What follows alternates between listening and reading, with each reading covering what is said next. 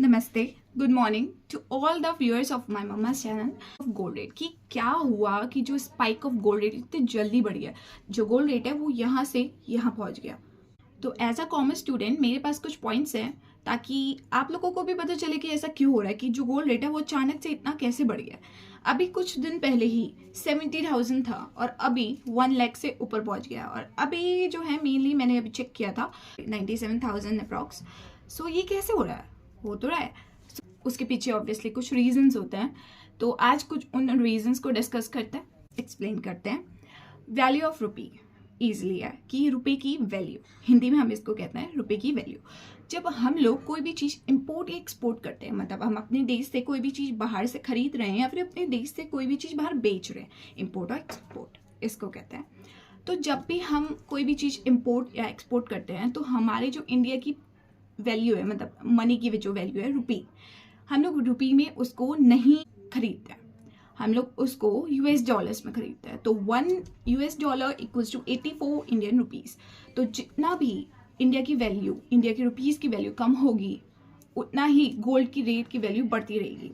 मतलब US dollar जितना ही ज़्यादा स्ट्रॉन्ग होगा तो उतना ही ज़्यादा इंडिया की वैल्यू कम हो जाएगी और उतना ही ज़्यादा गोल्ड रेट की वैल्यू बढ़ती जाती है। तो ये ऐसा होता है। उससे पहले कि मैं इसके इफेक्ट्स बताना चाह रही हूँ, मेनली क्या इम्पैक्ट्स होते हैं इसके। जो फर्स्ट पॉइंट था वैल्यू ऑफ रुपी, इसका इम्पैक्ट होता है medium and high. High medium के मतलब बिटवीन में होता है, इसका इम्पैक्ट देता है ये। It's a low, it's a high, it's a medium and it's a high. So ये इन दोनों के बीच में देता है, इन दोनों के बीच में। सो अब सेकेंड पॉइंट हम लोग डिस्कस करते हैं, इसका डिमांड ऑफ सप्लाई। डिमांड और सप्लाई सबको पता है कि जब अगर किसी चीज़ की डिमांड बढ़ती है, चाहे वो कोई भी चीज़ हो, ये तो गोल्ड है, अगर नमक की भी गलती से डिमांड बढ़ गई ना तो उसका प्राइस भी बढ़ जाएगा। तो ये तो गोल्ड है।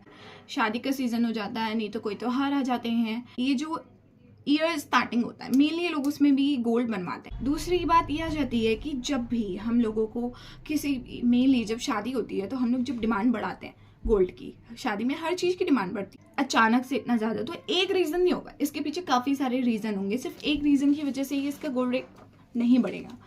तो फर्स्ट रीज़न मैंने आपको बताया रुपी की वैल्यू। सेकेंड होगी इसके demand of festival seasons, demand बढ़ जाती है, मतलब कि डिमांड बढ़ गई, प्राइस भी बढ़ गया। थर्ड चीज़ आती है इन्फ्लेशन। इन्फ्लेशन क्या होता है? आम भाषा में कहूँ तो इन्फ्लेशन का मतलब होता है महंगाई बढ़ जाना। मेनली रिसेशन का मीनिंग होता है, अगर हम हिंदी में और बहुत सिंपल टर्म्स में बताएं तो, जब किसी कंट्री की जो इकोनॉमी होती है वो रुक सी जाती है, जब बिजनेसेस या फिर और जितनी भी चीज़ें हैं जो मेनली इंडिया को, कंट्री को, इकोनॉमी को लिफ्ट अप करते हैं, वो रुक जाता है। सो इन्फ्लेशन एंड रिसेशन। इन्फ्लेशन और रिसेशन का डर सबको रहता है कि कहीं इकोनॉमी में रिसेशन तो नहीं आ गया, कहीं कम तो नहीं हो गया किसी चीज़ की डिमांड बढ़ तो नहीं गई है, या फिर मतलब ऐसा तो नहीं हो गया है, क्योंकि जो बहुत बड़े जो बिजनेसमैन है उनको अपना पैसा अच्छी जगह लगाना है, ठीक है, इन्वेस्टमेंट करनी है, और वो ऐसे ही नहीं करेंगे। जब अगर लोगों को लग रहा है कि इन्फ्लेशन आने वाला है या रिसेशन आने वाला है तो वो लोग ना एक सिक्योर, एक ऐसी चीज़ में पैसा लगाना चाह रहे हैं जहाँ पर उनका पैसा सिक्योर रहे। और गोल्ड एक ऐसी चीज़ है जिसमें पैसा हम सिक्योर रहता है। देखिए जैसे कि गोल्ड रेट अभी भी बढ़ा है, कम नहीं हुआ है, कम होगा। जैसे अगर 10% से बढ़ रहा है तो 1% या 2% से कम हो रहा है। सो ये प्रॉफिट ही है अगर जो भी गोल्ड में इन्वेस्ट करता है। तो मेनली जो कंपनीज और बिजनेसमैन और जो भी कॉमर्स या फिर थोड़े बहुत ज़्यादा जिनको थोड़ा पता है इन चीज़ के बारे में, सब लोग गोल्ड्स और मेनली सिक्योरिटीज़, इन सब चीज़ों में पैसा लगाते हैं, गवर्नमेंट सिक्योरिटीज़। ओके, तो अगर इन चीज़ों में अगर हम पैसा लगा रहे हैं, ऑब्वियसली इनकी डिमांड बढ़ेगी, और जैसे मैंने पहले कहा इनकी डिमांड बढ़ेगी तो इनके प्राइस भी बढ़ेंगे। हाँ, तो थर्ड पॉइंट यही है, रिसेशन और इन्फ्लेशन। द फोर्थ पॉइंट जो बहुत ज़्यादा मेनली हाई इम्पैक्ट देता है, ये हिडन है बट हाई और स्ट्रॉन्ग इम्पैक्ट देता है। इससे पहले भी जो भी मैंने आपको 3 पॉइंट्स बताए हैं, वो बहुत ज़्यादा मीडियम टू हाई इम्पैक्ट देते हैं, ज़्यादा नहीं देते हैं इस चीज़ में कि जो गोल्ड का प्राइस है वो बढ़ेगा या फिर कम होगा। तो क्या होता है, जब भी सेंट्रल बैंक्स गोल्ड खरीदती है, जी हाँ, सेंट्रल बैंक्स भी गोल्ड खरीदती है।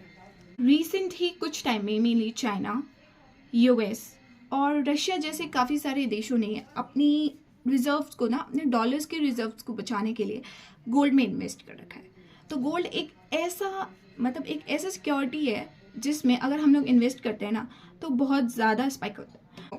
सही में गोल्ड एक ऐसी सिक्योरिटी है जो कोई भी इंसान कभी भी गोल्ड में इन्वेस्ट करे तो उसको कभी भी लॉस नहीं होगा, बट टाइम देख के। जैसे कि अभी क्या हो रहा है, डिमांड बढ़ रही है, तो अगर हम अभी करेंगे तो मेनली हमारे लिए लॉस हो सकता है, बट जब कम हो, हम जैसे सिक्योरिटीज़ में भी पैसा कैसे लगाते हैं, जब कम होगी किसी सिक्योरिटी की डिमांड और हमें पता है इवेल्युएट करके कि उसकी कुछ टाइम में डिमांड बढ़ ही जाएगी, मतलब वो यहाँ है तो यहाँ आ ही जाएगा, तो इनका भी एक अलग कैलकुलेशन होता है। बट हाँ, तो अगर सेंट्रल बैंक ही कर रही है तो कैलकुलेट करके ही कर रही होगी।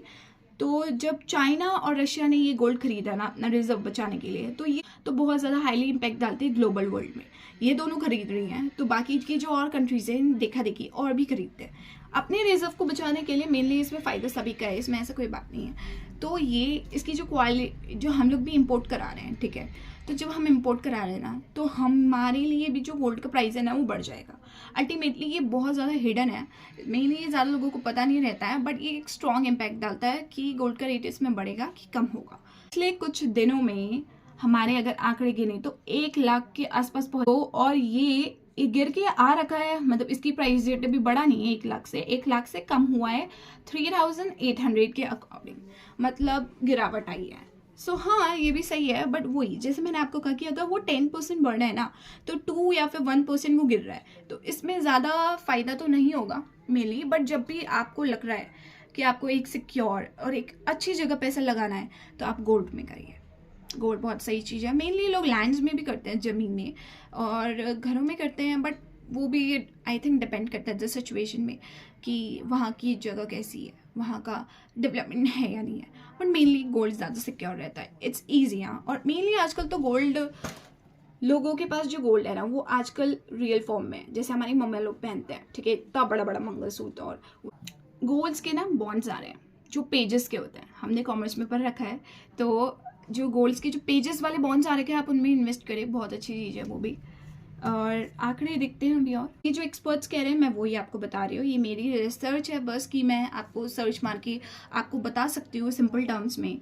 आई थिंक ये कॉम्प्लिकेट भी हो सकता है कुछ लोगों के लिए, बट एक्सपर्ट का कहना है कि 2025 में गोल्ड का प्राइस और भी बढ़ेगा, और कब तक कितना बढ़ सकता है वो है $4000 पर आउंस तक।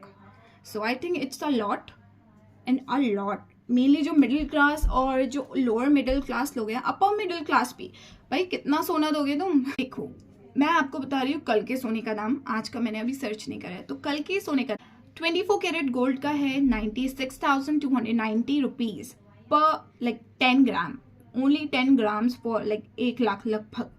एंड 22 कैरेट गोल्ड है 88,200, मतलब इतना महंगा हो चुका है। और मेरे को तो ना बाबा ना, 50 to 60% लोग ऐसे हैं जो खरीद रहे हैं और नहीं बेच रहे, सिर्फ सिक्योरिटी के नाम पे रख रहे हैं, और आजकल तो इतना प्योर भी नहीं रहा है मेनली सोना। सो या ये मेरा खुद की पर्सनल एक्सपीरियंस है, प्लीज़ आप इसको परस्यू मत करिएगा। गोल्ड का रेट मतलब आपको पता है ना, 1 तोला सोना 1 लाख का हो रहा है। मैं आपको 3 से 4 पॉइंट्स बता चुकी हूँ जिसकी वजह से गोल्ड का रेट बढ़ रहा है या फिर घट रहा है। मेरे को अभी इतना ही पता है, मैं अभी इतनी जानकारी दे सकती हूँ। Thank you for viewing my this mama's channel, and I am sounds like mama's boy but now